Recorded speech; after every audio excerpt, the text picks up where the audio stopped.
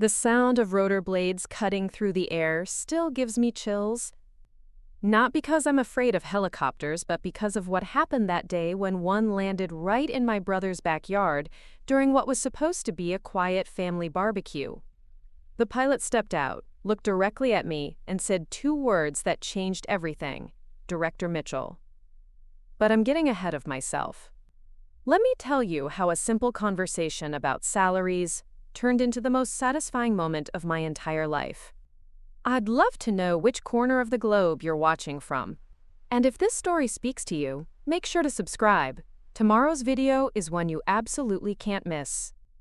My name is David Mitchell, and for the past 8 years, I've worked as what most people would call a security consultant. Now, before you picture me checking IDs at a shopping mall, let me explain what that actually means in my world.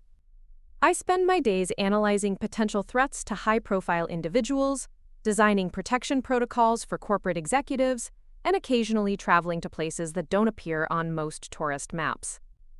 The pay is decent enough that I own a modest 2-bedroom house in Portland, Oregon, drive a reliable Honda Civic, and can afford to take my girlfriend Emma out for dinner at nice restaurants without checking my bank balance first. My older brother Marcus, on the other hand, followed what our parents always called the traditional path. He became a financial advisor at a prestigious firm in downtown Portland, married his college sweetheart Sarah, and they live in a beautiful colonial house in the suburbs with perfectly manicured lawns and a 3-car garage. Marcus has always been the golden child, the one who brought home straight A's, played varsity basketball, and made our parents beam with pride at every family gathering. Which brings me to Sarah's younger sister, Jessica. Jessica Crawford moved to Portland 3 months ago from Los Angeles, and from the moment Marcus introduced her as his future sister-in-law, I could tell she was trouble. Not the fun kind of trouble, the judgmental, materialistic kind that makes every conversation feel like a job interview. She's one of those people who sizes you up within the first 30 seconds of meeting you, calculating your worth based on your watch, your car, and how you answer when she asks what you do for work. The barbecue was Marcus's idea. "Let's have the whole family over," he said during our weekly phone call. Sarah's been wanting to show off the new outdoor kitchen, and Jessica's been asking when she'll get to meet everyone properly. I should have known it was going to be one of those afternoons where every conversation somehow turns into a comparison of achievements and bank statements. I arrived at Marcus's house around 2 in the afternoon, carrying a 6-pack of craft beer and wearing my usual weekend uniform: dark jeans, a plain gray t-shirt, and the comfortable sneakers I'd owned for 3 years. Emma couldn't make it because she was pulling a double shift at the hospital. She's a trauma nurse, which means she saves lives for a living, but somehow that never seems to impress people like Jessica. The moment I walked into the backyard, I could feel Jessica's eyes scanning me from head to toe. She was sitting at the outdoor dining table, perfectly dressed in what I'm sure was an expensive sundress, her blonde hair styled like she'd just stepped out of a salon. Sarah was busy at the grill, and Marcus was mixing drinks at the outdoor bar they'd installed last spring. "David!" Marcus called out, walking over with 2 glasses of what looked like some elaborate cocktail. "Jessica, this is my little brother I was telling you about. David, meet Jessica." Jessica stood up and extended a manicured hand, her smile polite but calculating. "So nice to finally meet you, David. Marcus has told me so much about you. You work in security, right?" The way she said security made it sound like I cleaned office buildings at night. "That's right," I replied, shaking her hand briefly. "I'm a consultant." "How interesting," she said, though her tone suggested it was anything but. "And you live here in Portland?"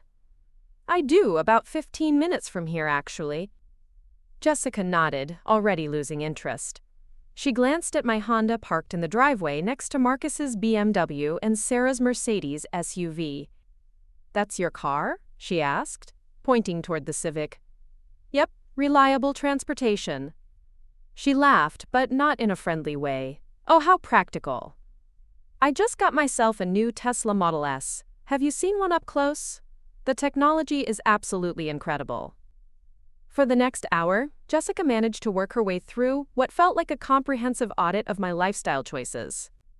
She asked about my house, rented or owned, my vacation plans, when was the last time I went somewhere exotic, and my hobbies, anything expensive, Each question felt designed to establish some invisible hierarchy, where she occupied the top tier and I was somewhere near the bottom. The breaking point came when Marcus started grilling burgers, and the conversation naturally drifted to work. Sarah was talking about a promotion she'd received at her marketing firm, and Marcus was explaining a particularly successful investment strategy he'd developed for a client. "What about you, David?" Jessica asked, cutting into a perfectly prepared piece of grilled salmon. "How's the security business? I imagine it's pretty steady work." Again, that tone, like she was talking to someone who worked in a job that required a name tag. "It keeps me busy," I said, trying to keep things light. "Different projects, different challenges." "But what do you actually do?" she pressed. "I mean, specifically, are you like a bodyguard or something?" Marcus jumped in, trying to help. "David works with some pretty high-level clients. Corporate stuff, right, Dave?" "Something like that," I agreed. Jessica wasn't satisfied. She leaned forward, her eyes narrowing slightly. "I'm just curious about the financial side of it. I mean, Sarah and Marcus have been talking about their European vacation plans, and I was wondering, can security consultants afford that kind of lifestyle?" The question hung in the air like smoke from the grill. Sarah looked uncomfortable, Marcus cleared his throat, but Jessica kept staring at me, waiting for an answer. "I do all right," I said simply.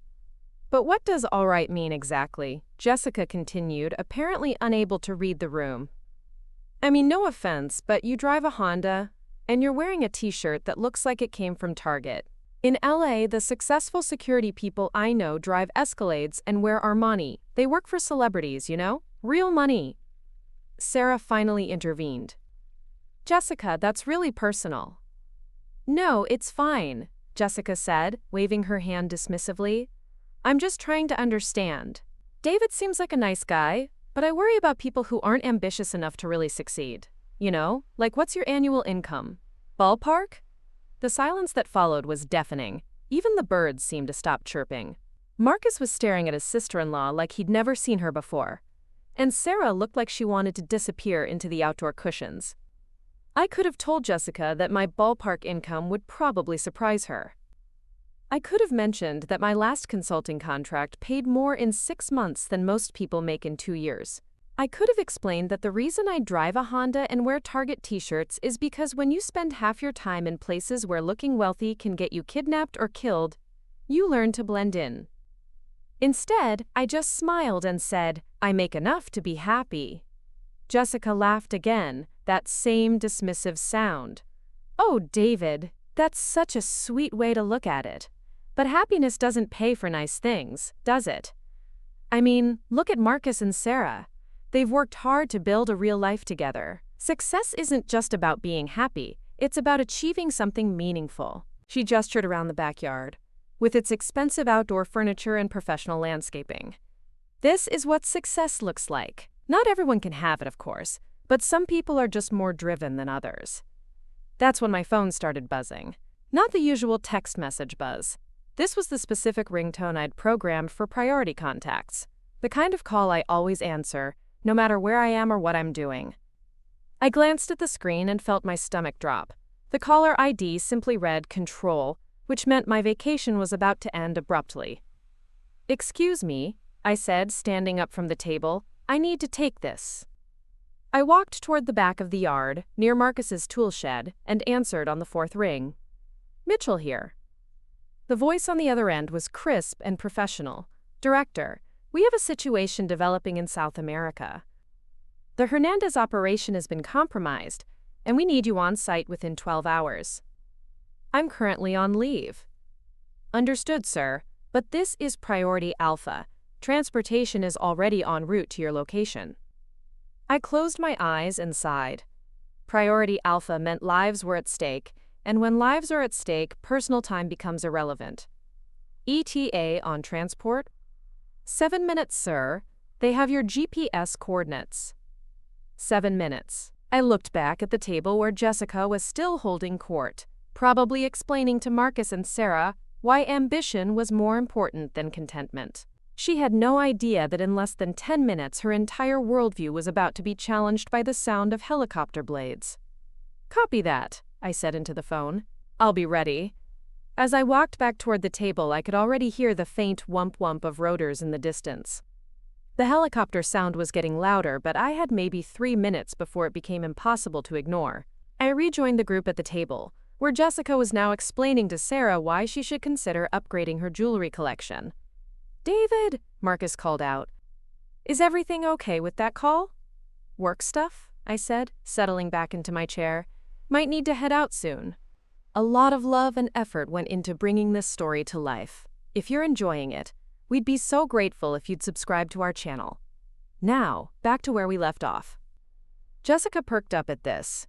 "Oh, let me guess. Someone's having trouble with their alarm system?" She giggled at her own joke.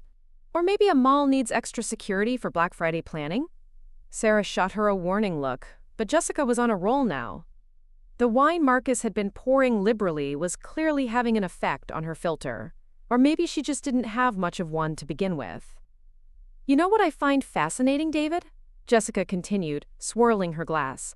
"People who settle for mediocre careers and then pretend they're satisfied. Like, don't you ever want more? Don't you ever look at what Marcus has achieved and think, maybe I should try harder?" Marcus looked mortified. "Jessica, seriously?" "No, I'm being honest here," she interrupted. "David seems like a smart guy, but smart isn't enough anymore. You need ambition, vision, the willingness to take risks and make sacrifices for success." The helicopter was definitely getting closer now. I checked my watch. 2 minutes.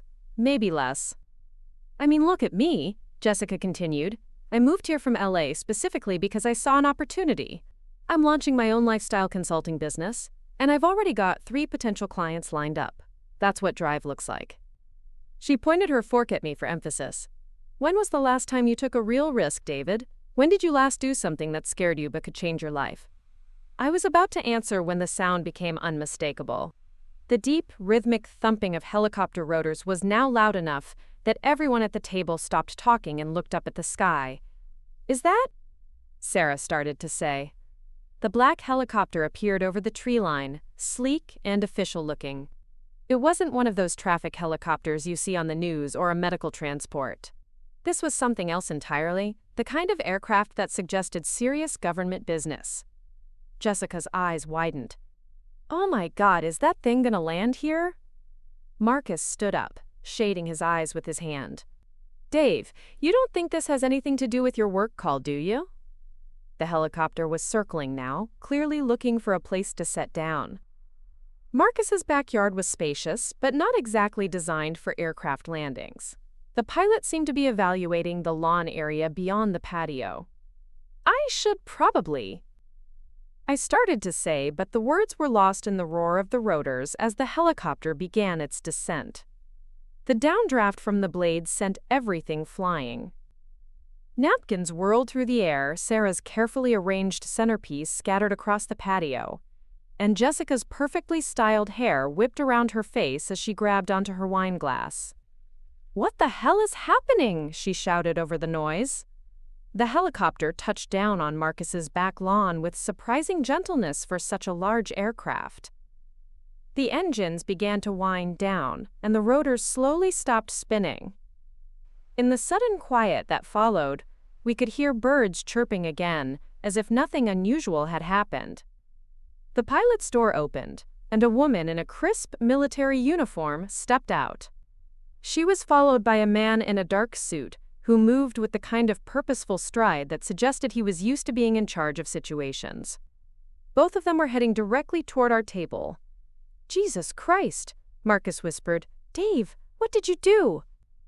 I stood up and straightened my Target t-shirt, suddenly very aware of how I must look to my family. "It's complicated." The woman in uniform reached us first. She was maybe 40, with graying hair pulled back in a tight bun, and the bearing of someone who'd spent years giving orders that people followed without question. "Director Mitchell," she said, offering a sharp salute. "Colonel Patricia Hayes, Special Operations Command. We apologize for the intrusion, but we have a developing situation that requires your immediate attention." Director Mitchell. I could feel 3 pairs of eyes burning holes in the side of my head, but I kept my focus on Colonel Hayes. "What's the status on Hernandez?"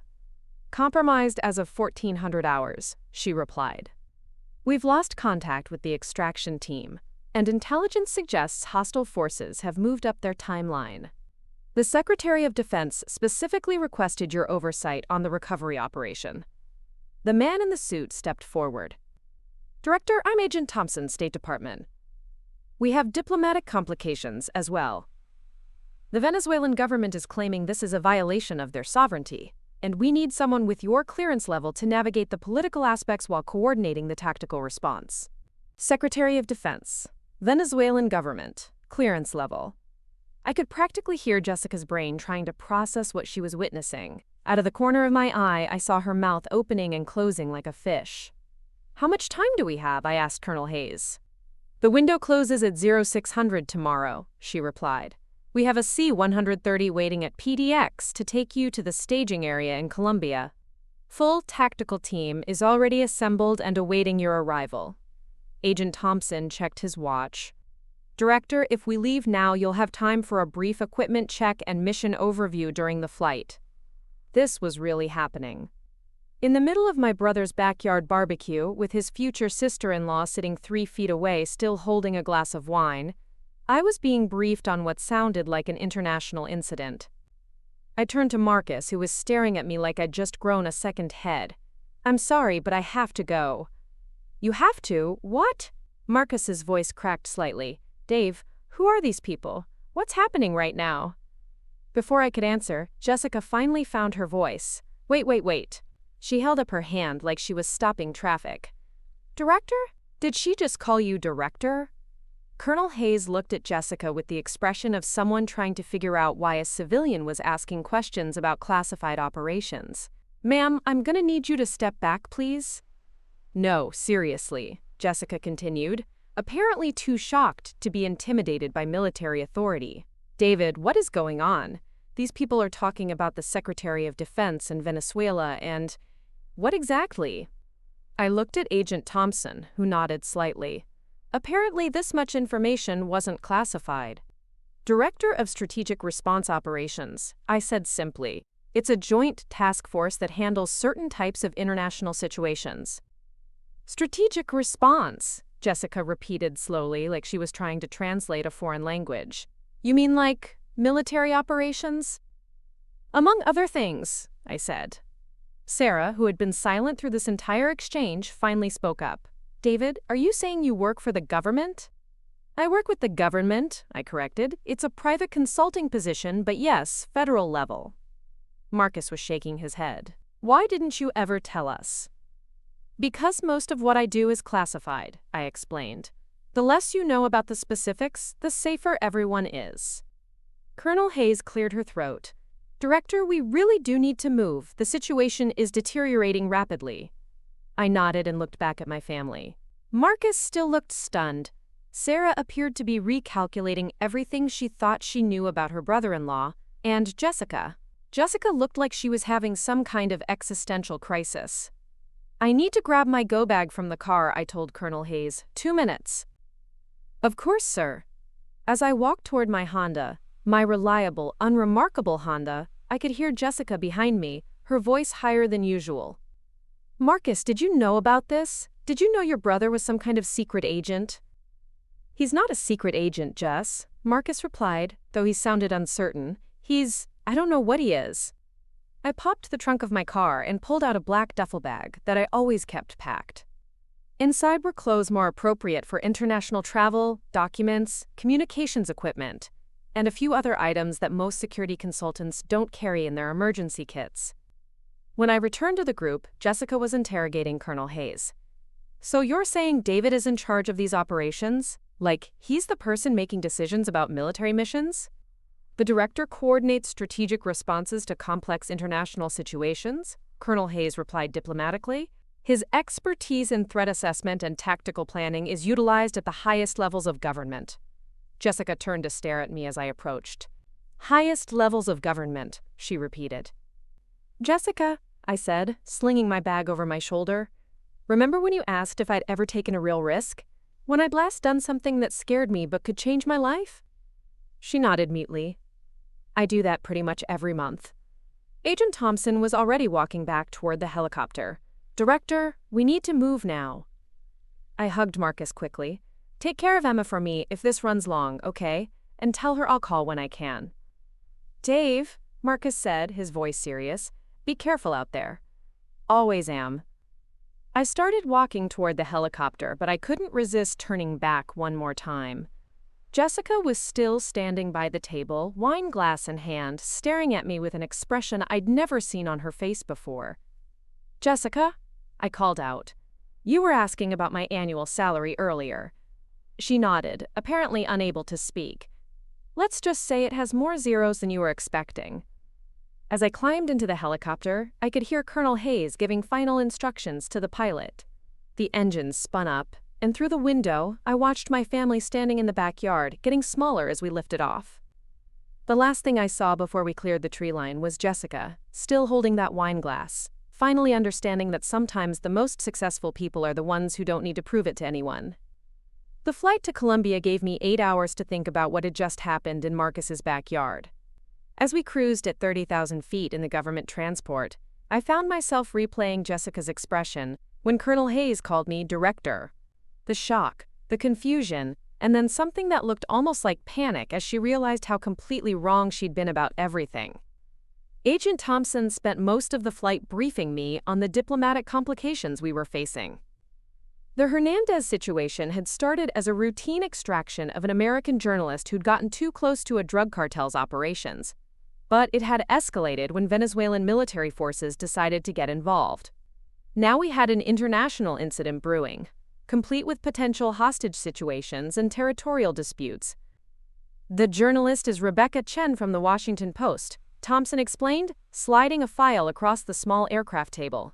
She was investigating connections between the cartel and certain government officials when she disappeared. Our intelligence suggests she's being held at a compound about 50 miles south of the border. I studied satellite photos and terrain maps. What about the extraction team? 4-person unit led by Captain Rodriguez. They were supposed to be in and out in 6 hours, but we lost contact 12 hours ago. Last transmission indicated they were under fire and requesting immediate backup.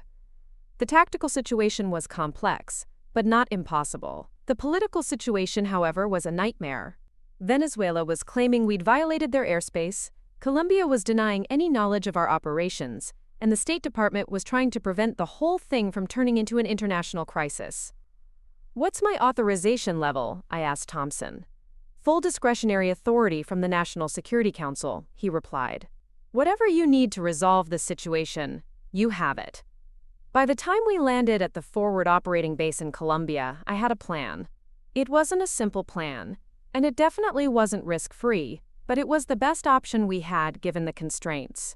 The base was buzzing with activity. Satellite communications officers coordinating with Washington, intelligence analysts updating threat assessments, and tactical teams preparing equipment for multiple contingencies. Colonel Martinez, the base commander, met us at the landing strip. Director Mitchell, welcome to FOB Santos. We've been monitoring the situation throughout the night, and I'm afraid things have gotten more complicated. He led us to the command center, where multiple screens displayed real-time intelligence feeds from the region. We intercepted communications suggesting the hostages, both the journalist and our extraction team, are being moved to a new location. The cartel leadership apparently decided the original compound was too exposed after our team's initial assault. This changed everything. A moving target meant we couldn't rely on the detailed reconnaissance we'd been developing. It also meant time was running out even faster than we'd thought. Do we have any idea where they're being taken? I asked. Intelligence suggests a remote airstrip about 80 miles southeast, Colonel Martinez replied. It's in disputed territory, technically Venezuelan soil, but the government has limited control in that region. The cartel has been using it for drug flights into Central America. I studied the map, calculating distances and timing. If they reach that airstrip, they're gone. Exactly, and if they cross into Venezuelan airspace, this becomes a much bigger problem. Agent Thompson was already on his secure phone, probably briefing someone in Washington about the new developments. This was turning into exactly the kind of situation that could end careers and start diplomatic crises. What assets do we have available? I asked Colonel Martinez. 2 Blackhawks, a fixed-wing surveillance aircraft, and a 20-person special operations team, plus whatever support equipment you need. I spent the next 3 hours coordinating with the tactical team leaders, reviewing intelligence updates, and working through contingency plans. The operation had to be surgical: get in, extract our people and the journalist, and get out before anyone could claim we'd invaded Venezuelan territory or violated international law.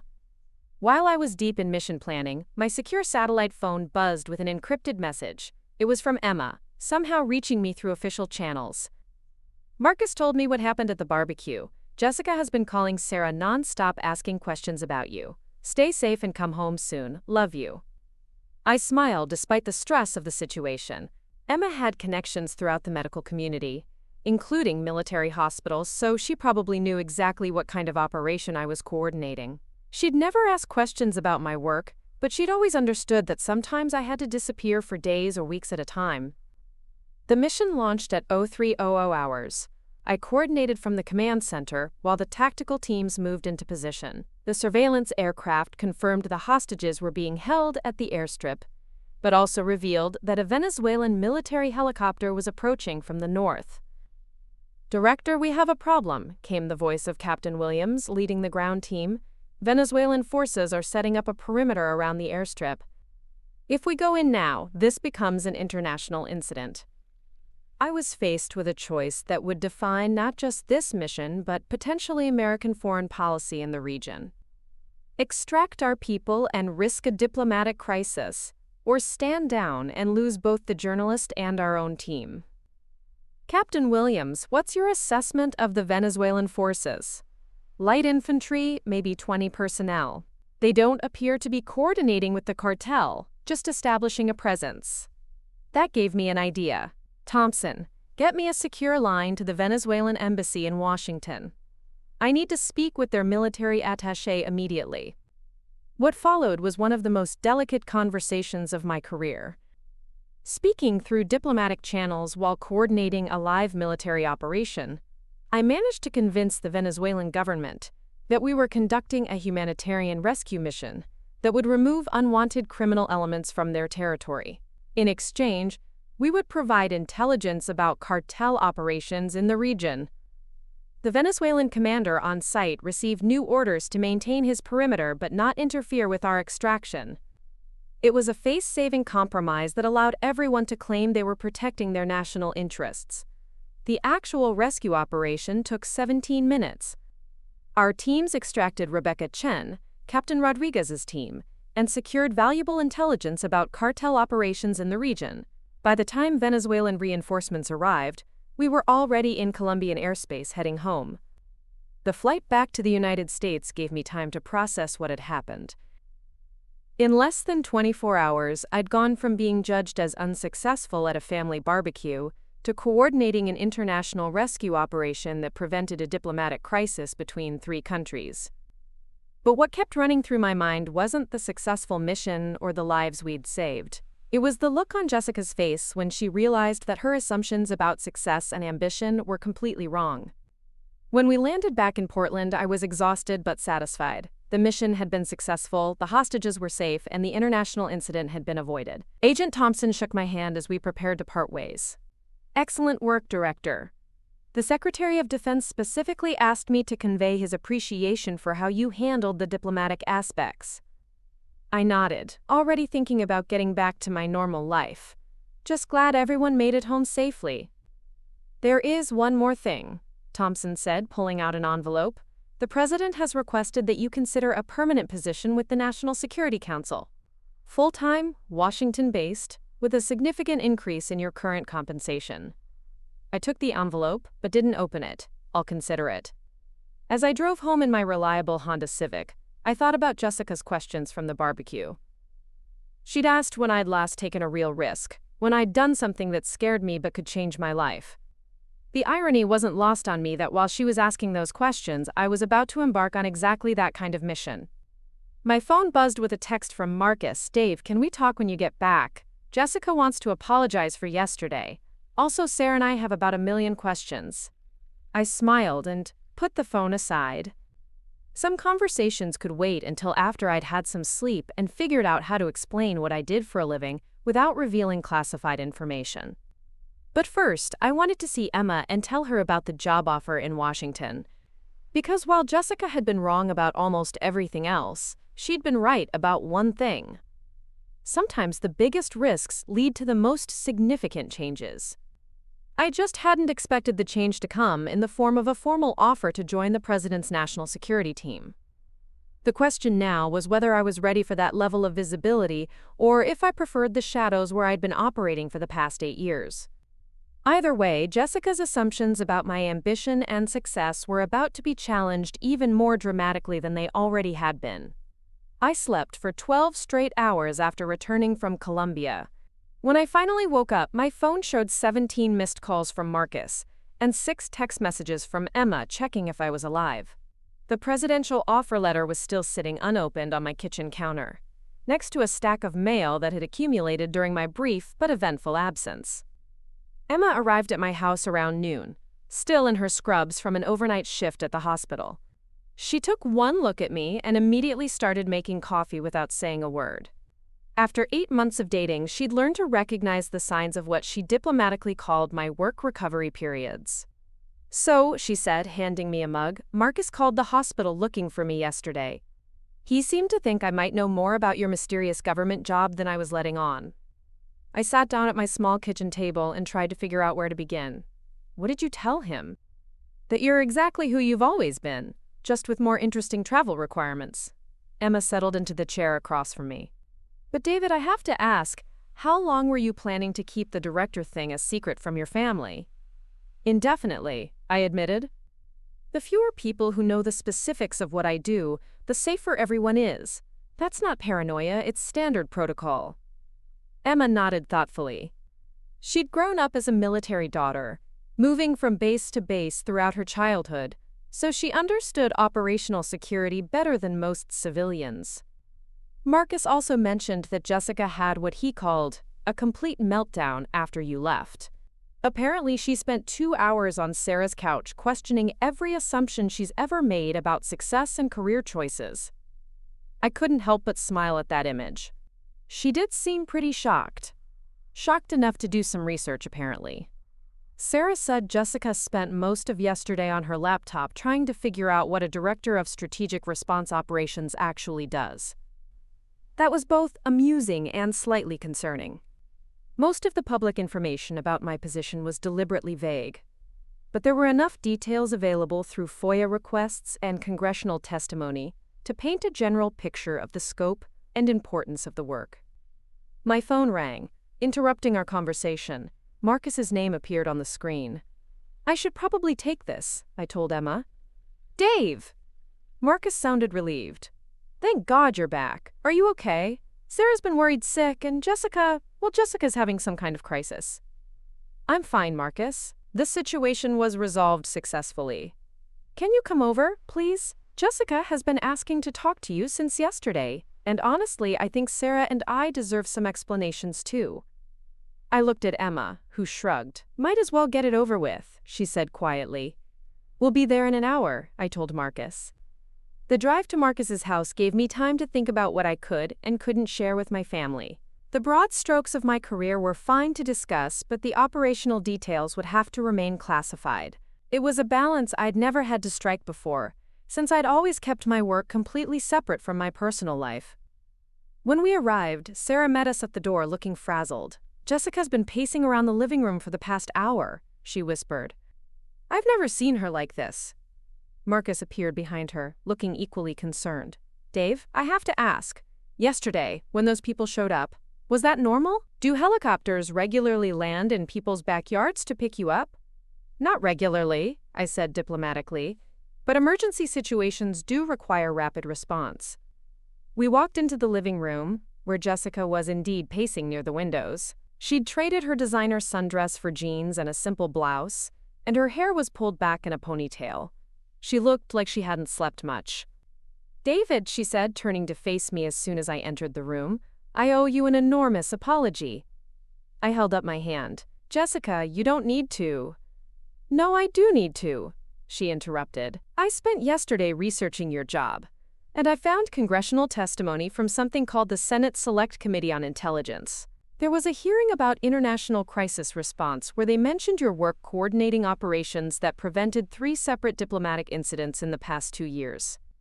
She sat down heavily on Marcus's couch. "I also found a news article from last year about a hostage rescue in Southeast Asia. It didn't mention your name, but it described a senior State Department consultant who negotiated the release of 12 American contractors. The operation was considered so successful that it became a case study at the National Defense University." Emma raised her eyebrows at me. I'd never told her about the Southeast Asia operation, though she'd probably connected the dots about my month-long absence last spring. "Jessica," I said, sitting down across from her, "I understand you're processing some new information, but—" "I made fun of your Honda," she said quietly. "I criticized your clothes, and your house, and your salary. And the whole time, you were probably coordinating operations that most people never even hear about." Marcus looked confused. "What kind of operations exactly, Dave?" I chose my words carefully. "The kind that prevent bad situations from becoming international crises. When American citizens are in danger overseas and traditional diplomatic channels aren't sufficient, my team provides alternative solutions." "Alternative solutions," Sarah repeated. "Like military operations?" "Sometimes, but usually it's more about intelligence gathering, threat assessment, and coordination between different government agencies. A lot of what I do involves preventing the need for military action." Jessica was staring at her hands. "I looked up the average salary for your position level. It's more than Marcus and I make combined." "Jessica," I said gently, "the money isn't why I do this work." "But that's exactly my point," she said, looking up at me with what appeared to be genuine distress. "You have this incredibly important, well-compensated career, and you never talk about it. You drive a regular car and wear normal clothes and live in a modest house, and when people like me judge you for it, you just let us." Emma squeezed my hand. "That's who he is, Jessica. David doesn't need external validation for his work because he knows its value." "But I was so condescending," Jessica continued. "I lectured you about ambition and taking risks, and you were probably thinking about missions where you actually risk your life to save people." The room fell silent. Marcus and Sarah were watching this exchange with fascination, probably learning more about me in 10 minutes than they had in years of family gatherings. "Jessica," I said finally, "you weren't wrong about everything. Success does require ambition and the willingness to take risks. You were just wrong about what my version of those things looks like." "Your version involves helicopters landing in suburban backyards," Marcus said with a weak laugh. "Occasionally." Jessica stood up and walked to the window. "I moved here from LA because I thought I needed to reinvent myself. I thought success meant visible wealth and status symbols and making sure everyone knew how well you were doing." She turned back to face us. "But you've probably accomplished more in the past 5 years than I will in my entire life, and you've done it without needing anyone's approval or recognition." "Different people define success differently," I said. "Your approach isn't wrong, it's just not mine." "My approach led me to insult someone who coordinates international rescue operations," Jessica replied. "I think that qualifies as wrong." Emma leaned forward. "Jessica, what exactly do you do for work?" "I'm trying to start a lifestyle consulting business, helping people optimize their image and career presentation." Jessica laughed bitterly. "The irony is pretty thick, isn't it?" "Actually," I said, "that sounds like valuable work. A lot of people could benefit from guidance about professional development and personal branding." "People like you, apparently," Jessica said, "though I suspect you keep a low profile for security reasons." "Among others." Marcus had been quiet through most of this conversation, but now he spoke up. "Dave, I have to ask, why didn't you ever tell us about any of this?" I considered the question carefully. "Because the moment people know what I really do, everything changes. Conversations become different. Relationships become different. People start seeing me as the job instead of just David." "Is that why you've never told Emma the details?" Sarah asked. Emma answered before I could. "Actually, I figured out most of it on my own. When someone disappears for weeks at a time and comes back with interesting scars and stories about consulting work. You learn to read between the lines. You never asked questions, I said. I never needed to. I know you're one of the good guys, and that's enough for me. Jessica was looking at Emma with something that might have been envy. That's incredibly trusting. It's incredibly loving, Emma corrected. There's a difference.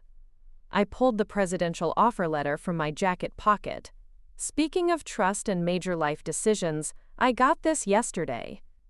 Emma's eyes widened when she saw the official seal.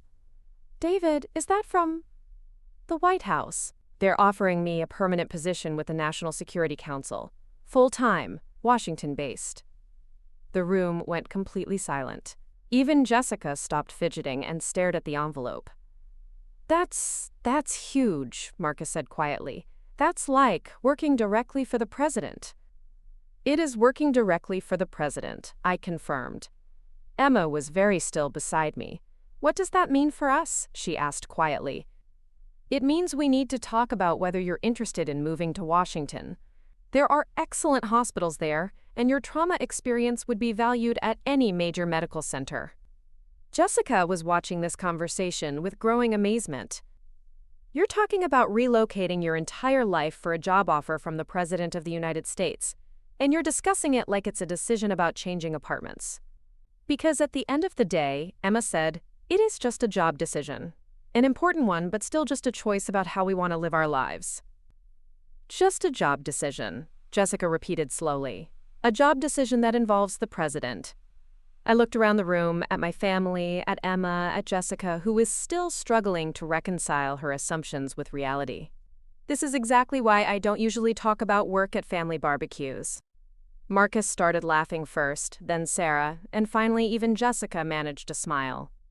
For what it's worth, Dave, Marcus said, I think you should take the job. Not because it's prestigious, but because if they're asking you specifically, it probably means the country needs you. Jessica nodded emphatically. And David? Next time someone judges you based on your car or your clothes, maybe don't let them dig themselves quite as deep a hole as I did. Where's the fun in that? I asked, finally opening the envelope to read the formal offer. As I scanned the document, I realized that Jessica's harsh judgment at the barbecue had actually done me a favor. It had forced me to confront questions about my career and my future that I'd been avoiding.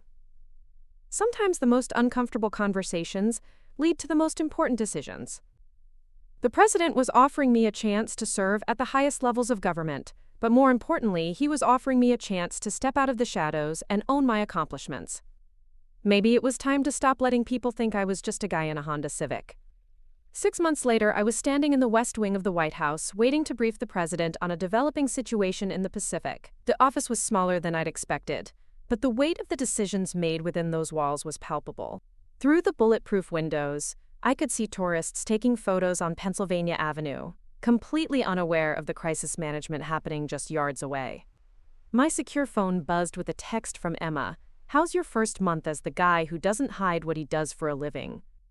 I smiled and typed back, still getting used to business suits instead of Target t-shirts. The move to Washington had been surprisingly smooth.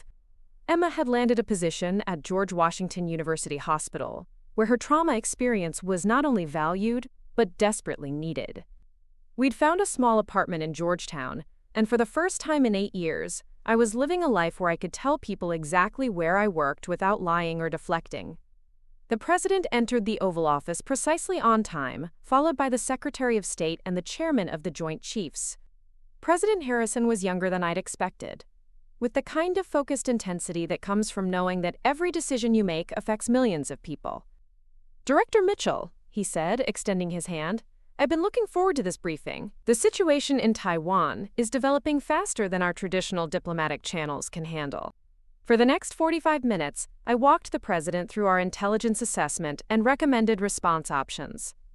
The conversation was classified at the highest levels, but I can say that it involved the kind of strategic thinking that prevents conflicts rather than escalating them. Your approach to the Venezuelan crisis was exactly what we need more of, President Harrison said as the briefing concluded.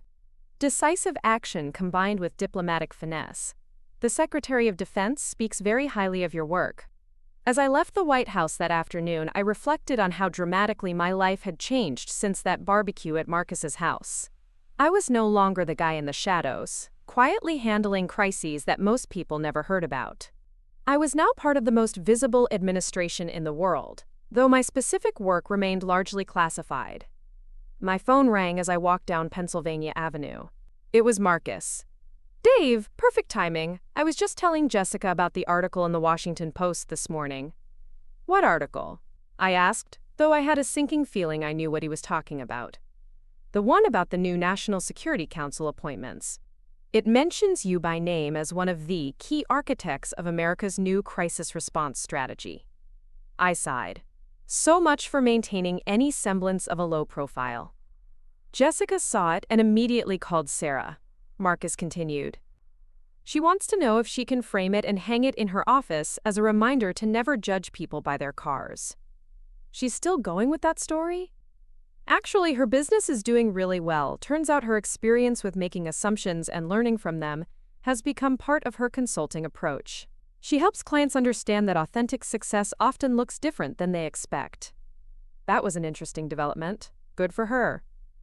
"She also wanted me to ask you something. Her biggest client is a tech executive who's been receiving some kind of threats. Nothing serious, but enough that his company's board is concerned. Jessica thought you might know someone who could help with a security assessment." I was about to explain that my current position probably precluded private consulting work when I realized something important. For the first time in my career, I could openly discuss my qualifications and make appropriate referrals through official channels. "Have her contact my office at the NSC," I said. "We can connect her with the right people at the FBI's Corporate Security Division." "Your office at the NSC," Marcus repeated slowly. "I'm still getting used to having a brother who has an office in the White House." "It's weird for me too." That evening, Emma and I had dinner at a small restaurant near our apartment. It was the kind of place where we could have a normal conversation without worrying about who might be listening, though Emma had quickly learned to recognize when I needed to speak in generalities rather than specifics. "I got a call from Sarah today," Emma said over dessert. "Apparently Marcus is thinking about proposing. About time, they've been together for 6 years. She also mentioned that Jessica has been dating someone new, a guy who works for Doctors Without Borders." I raised an eyebrow. That's quite a change from her usual type. According to Sarah, Jessica said she's learned to appreciate people who prioritize meaningful work over visible success. "Character development," I said approvingly.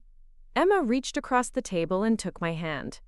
"Speaking of character development, how are you adjusting to your new public profile?" It was a good question.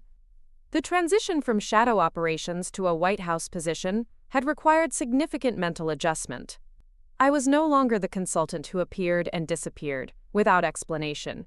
I was now someone whose work, while still largely classified, was conducted within official government structures. "It's different," I said honestly. "More oversight, more accountability, but also more resources and support. When I recommended a particular course of action last week, I wasn't just hoping someone would listen to me. I knew the recommendation would reach decision-makers immediately." "Do you miss independence?" "Sometimes. But I don't miss having to justify my existence to people like Jessica, who thought security consulting meant checking IDs at mall entrances." Emma laughed. "Speaking of Jessica, Sarah said she's planning to write a blog post about her experience at the barbecue. Something about learning not to judge people by surface appearances. As long as she doesn't use my name or mention specific details about my work." "She won't. But she did want me to tell you that watching her assumptions get completely destroyed was one of the most valuable learning experiences of her life." I thought about that as we walked home through the Georgetown streets. In a strange way, Jessica's harsh judgment at the barbecue had forced me to confront questions about my career that I'd been avoiding. Her assumptions about success and ambition, while wrong about me specifically, had made me think about whether I was satisfied with the level of recognition my work received. The presidential offer had come at exactly the right time, when I was ready to step out of the shadows and take on a more visible role in protecting American interests. Sometimes the most uncomfortable confrontations lead to the most important growth. 3 months later, I was back in Portland for Marcus's engagement party. The same backyard where Jessica had questioned my ambition was now decorated with string lights and filled with friends and family celebrating Marcus and Sarah's future together. Jessica approached me during the cocktail hour, looking genuinely happy and relaxed in a way I hadn't seen before. "David, I wanted to thank you," she said. "For what?" "For not completely humiliating me when you had the chance. When that helicopter landed, you could have made me feel terrible about every assumption I'd made. Instead, you just let the situation speak for itself. There was no point in making you feel worse than you already did. That's exactly what I mean. You had grace under pressure, even when dealing with someone who'd been incredibly rude to you." Jessica gestured toward a man standing near the bar, talking animatedly with Marcus about something. "That's my boyfriend, Michael. He just got back from a medical mission in Syria. When I told him about the barbecue incident, he said it sounded like you understood that real strength doesn't need to prove itself." He sounds like a smart guy. He is, and he drives a 10-year-old Subaru and wears clothes from REI, and I've never been happier. As the evening progressed, I found myself enjoying the party in a way I hadn't expected. For the first time at a family gathering, I could speak honestly about my work when people asked questions. I couldn't share operational details, but I could acknowledge that yes, I worked for the White House, and yes, it was as interesting as it sounded. Emma found me later, standing on the deck where I'd taken that emergency phone call 6 months earlier. "Thinking about helicopters?" she asked. "Thinking about how much has changed since that afternoon." "Good changes?" I considered the question seriously. The new position came with increased responsibility and visibility, but also with the satisfaction of knowing that my work was having a direct impact on national security. The relationship with Emma had deepened as we'd navigated the move to Washington together. Even my relationship with my family had improved now that I could be more open about my career. "Very good changes," I said finally. As we prepared to leave the party, Marcus pulled me aside. "Dave, I wanted to say something. Growing up, I always thought I was the successful brother, because I had the visible achievements, the good grades, the traditional career, the house in the suburbs." "Marcus, let me finish. What I realized after the barbecue incident is that you were always the one actually making a difference in the world. I was just making money and accumulating status symbols." "We're both doing important work," I said, "just different kinds." "Maybe, but when historians write about this era, they're going to mention people like you, who prevented crises and saved lives. They're not going to care about financial advisors who helped rich people get richer." It was a surprisingly profound observation from my older brother, who'd never shown much interest in geopolitics or public service. "Marcus, you help people secure their financial futures and plan for retirement. That's important too. Not helicopter landing in the backyard important." As Emma and I drove back to the airport, I reflected on the strange journey that had brought me from that embarrassing barbecue confrontation to a position briefing the president on international crises. Jessica's harsh judgment had stung at the time, but it had also catalyzed changes that I might not have made otherwise. Sometimes the most valuable experiences come from the most uncomfortable moments. Getting mocked for driving a Honda Civic and wearing Target t-shirts had ultimately led me to accept a position where I could have the maximum possible impact on protecting American lives and interests. 6 months after Jessica questioned my ambition and success, I was coordinating strategy at the highest levels of government. The irony wasn't lost on me that her assumptions about my limitations had actually helped push me toward my greatest achievements. And the best part? I still drove that same Honda Civic to work every day. Some things are worth keeping, regardless of what other people think about them. The last text I received that night was from Jessica. "Thank you for showing me that real success doesn't need an audience." I smiled and typed back, "Sometimes the helicopter finds you when you're not even looking for it." Looking for more?